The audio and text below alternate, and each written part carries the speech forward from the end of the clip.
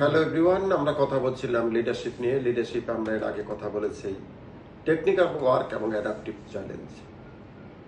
আপনি যে চ্যালেঞ্জটা আপনার আসবে, যেটা আপনাকে অ্যাডাপ্ট করতে হবে, অ্যাডাপ্ট করে আপনার জন্য ওয়ার্কেবল করতে হবে, দ্যাট ইজ অ্যাডাপটিভ চ্যালেঞ্জ। সেখানে আপনার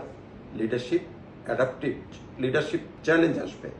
আর যেটা টেকনিক্যাল ওয়ার্ক, সেখানে আপনার নর্মাল লিডারশিপ কোয়ালিটি যেটা আছে সেটা আপনি অ্যাপ্লাই করবেন। লিডারশিপ বা একজন অর্ডিনারি মানুষও সেটা করতে পারে। তাহলে টেকনিক্যাল ওয়ার্কে একজন লিডার কি করতে পারে?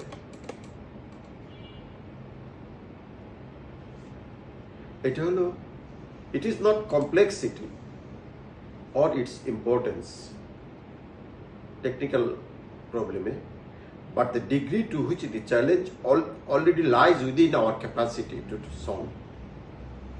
তাহলে আমরা আবার বলি, it is not its complexity or its importance.